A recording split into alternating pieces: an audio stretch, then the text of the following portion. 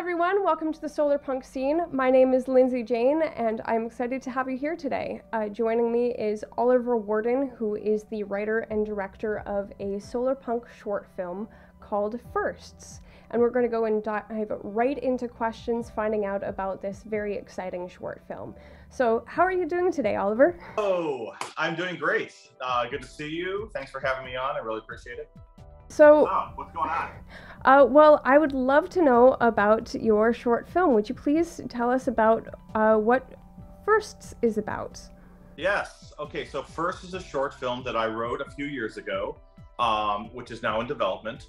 And, well, what is First about? First is about, very simply, it's about two robots going on a first date. Okay? But it's set in a kind of a near future, a solarpunk future. And I think what sort of the story's about is these two robots, everything is new to them. So this is their first restaurant, it's their first date, it's their first meal with somebody else.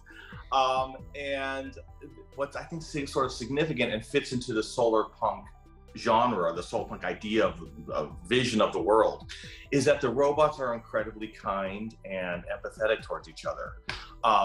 And built as machines, they're of course built for efficiency, right? Like all machines.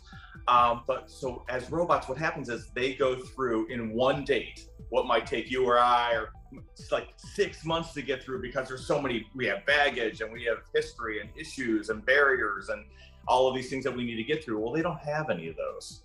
So they go through in one date the full emotional arc. And it's kind of like a, the sort of like sweet and very beautiful love story. Now, of course, behind that, or layered deep in that, is some other things that are kind of important, which I'll just take a second to mention. But like in any restaurant kind of movie scene, when Harry Met Sally or any of these kind of films, there's always this kind of surrounding group of people in the restaurant. I'll have what she's having. And my restaurant is no different on this date. But I think the difference is that the people here, being in a solarpunk future, are maybe a little bit more enlightened, or a little bit more sort of open-minded, and they don't view these robots with suspicion or fear. They don't look at them like they're dangerous. They look at them with curiosity, but they're genuinely like open to them, and they're accepting of them. And I think, for me, I think probably everybody out there in the solarpunk community can relate to this in their own way. I'm a Japanese American, right? I'm half Japanese on my mom's side, and my dad's European American.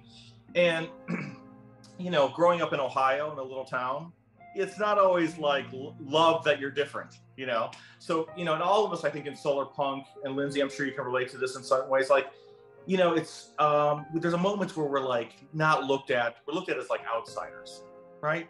And I think, what I like, my fantasy would always be to be kind of walk into a place and be accepted.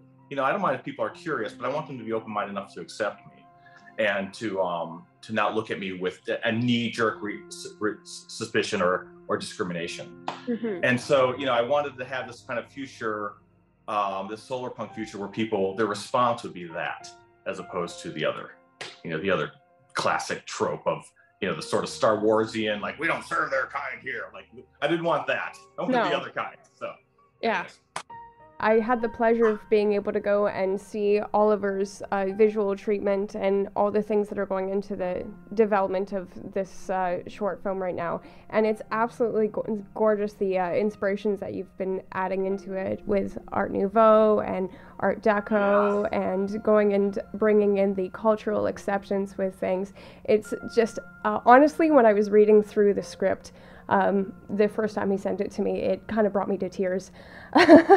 So, like, it's such an incredibly beautiful story to be able to go and share, of course. And I just have a little more, some questions regarding the solarpunk aspect.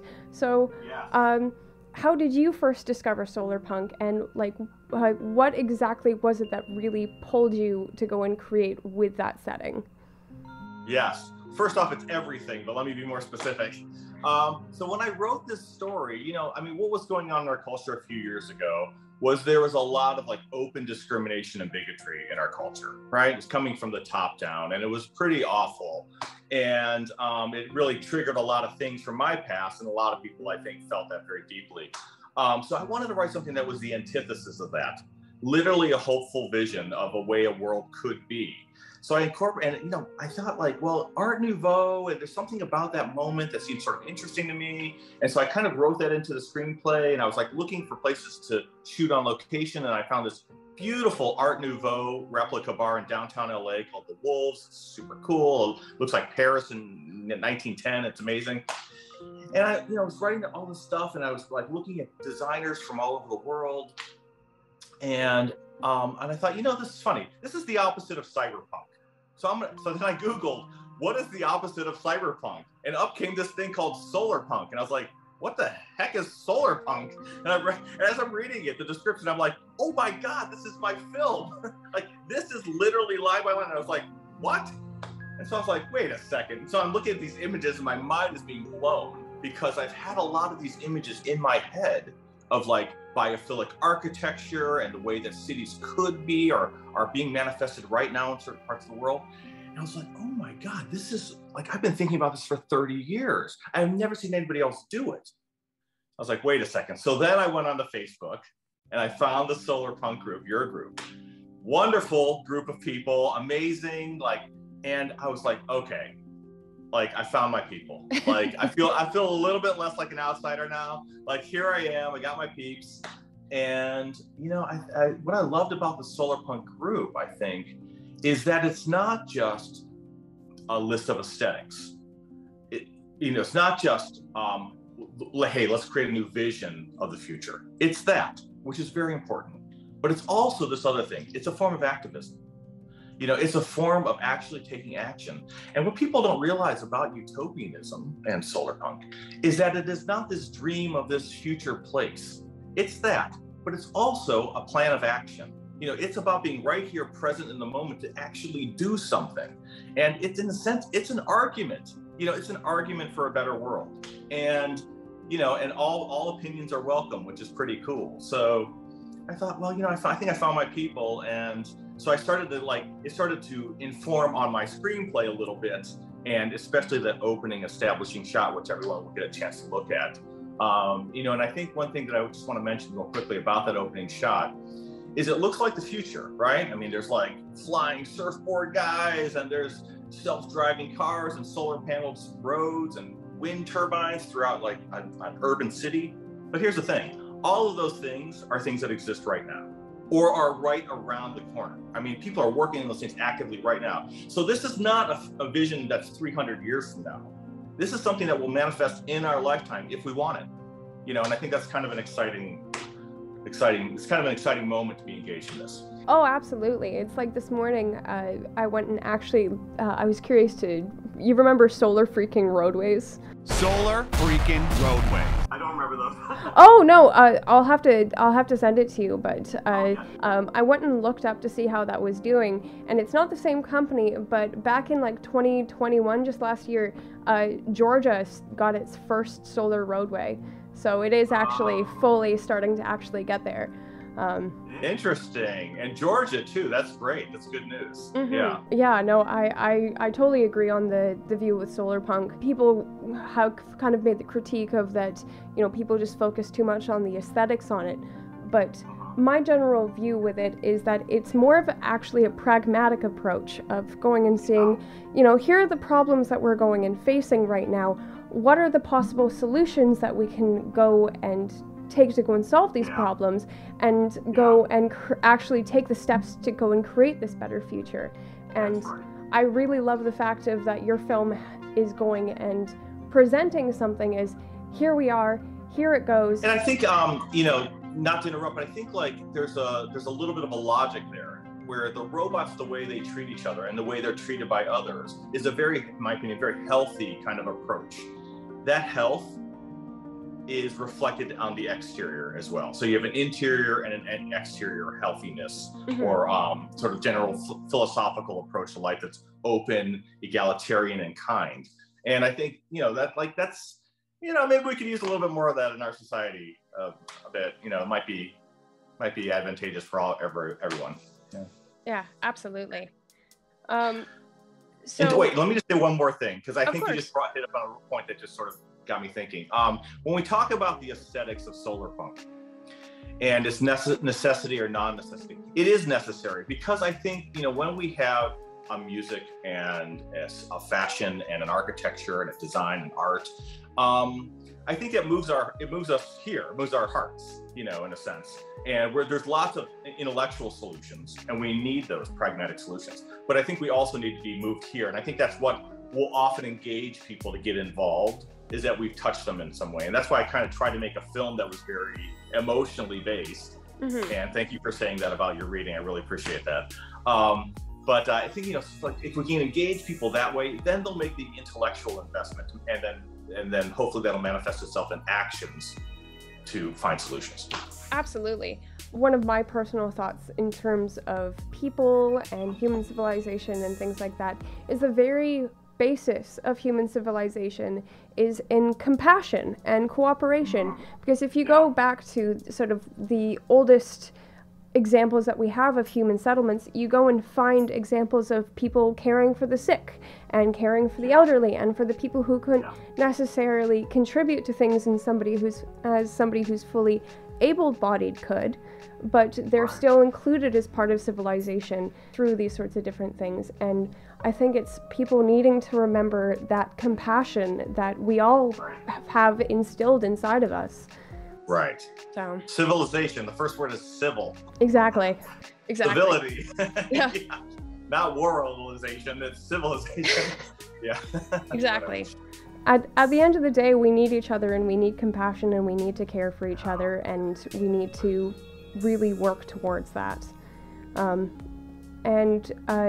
Roping back into your wonderful short film, so what is something that you want people to really know about these robots and their world? This is not a greenwashing thing. This is a form of action. To the takeaways, I kind of want people to be reminded of how we can treat each other, but I don't want to be like a finger wagging as I wag my finger. I don't want to be a finger wagging lesson, like a pedantic, hey, don't be mean to people. I want people to engage in a very heartfelt way. And I think the films I was looking at, or the inspiration I was looking at, might be a little weird. Of course, it was Blade Runner and Ex Machina, and some of these really great films that deal with artificial life.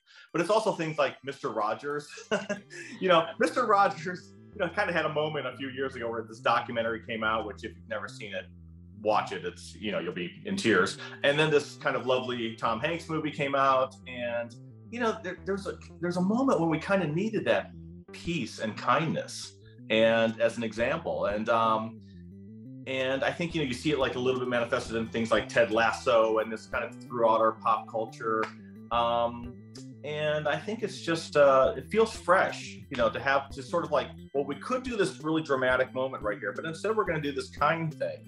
That choice is interesting, I think, and it maybe goes against how we kind of conventionally understand the construction of drama in film and stories.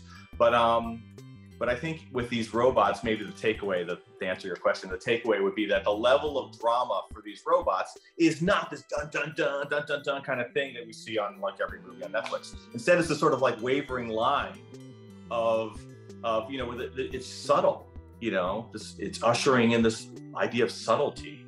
And so it's about the little wavering dramatic moments. And one thing I didn't mention about the story, which I think relates to your original question on this one as well, is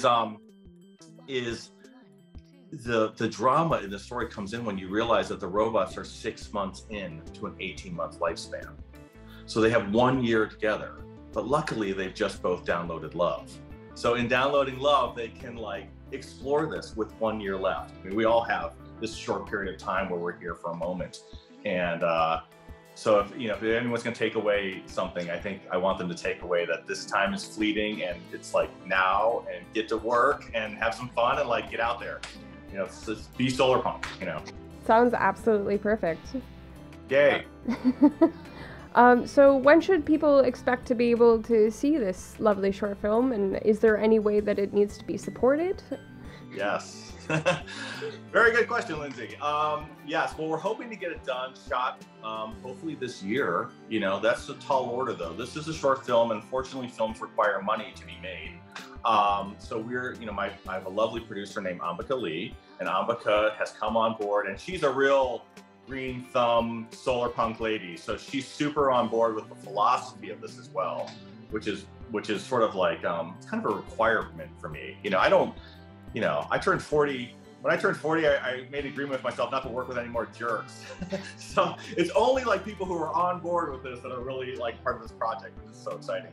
And so what we're going to hopefully do is raise some money. We're going to approach private investors, and then down the road there may be some crowd funding happening, which is where we could sort of rely or request some help from the Solarpunk community, you know, in any way possible. So that doesn't necessarily mean money, because I know money is tight and people are, it's a real kind of flux period for our society, but it's also in helping spread the word. You know, we can all hit a like, or we can maybe send this to somebody who might mean it be meaningful in someone's life. You know, this is a love story, this is science fiction, and this is Solarpunk. So usually one of those three things most people kind of have an interest in. So hopefully we can get the Solarpunk community to rally behind us and give us the support that we can help to get this film out there. I mean, it really will be, you know, as far as I know, one of the first science fiction films that proclaims to be Solarpunk. You know, there's a lot of wonderful movies like Silent Running, and there's a lot of great movies in the past which have some Solarpunk themes, but this is the first one that's saying, listen, we're a part of this community, and this is like what we're about. So hopefully people will get behind it. I definitely think they will, and as things come out, I'll definitely go and share them through the Solarpunk scene, of course, and you know, help make sure that they're getting out there in the group and stuff like that, because you know, this is quite a lovely film, and I do hope that it comes to the full fruition that it deserves to be. Of course. I'll link down in the description below where to go and follow Oliver and First on Instagram, and all the other social media things that are going on. So check down in the description below for those. Oliver, is there anything else that you'd like to add? No, not really. Just thank you. Thanks for taking the time to do this. Thanks for connecting with me. Thanks for you know, working so hard, making sure the Facebook group is like run smoothly and has tons of content. It's really nice. There's a lot of pals that I've met in the Solarpunk community, like our buddy Hal, who's doing his own project, and many other people. It's just like, it's so exciting to sort of find, you know, a group of people who are interested in the same things. And it's right at a good moment where we're kind of at the beginning of this bigger thing. And that's an exciting moment. So just thank you for doing all your hard work. Appreciate it. Thank you, Oliver. That's very kind of you. Yeah, no, that means a lot. Yeah, no, I'm definitely going to have to get Hal on here at some point as well with Serpent Seed, his project. Yeah, so excited for that one. But again, thank you so much for coming on my show, and I am so excited to see how this develops. Yeah. I'm so excited to have all of you as part of this. And I look forward to being able to share more of this with you guys in the future. Yeah, me too. So thank you again, and have a great day, everyone. So. Bye.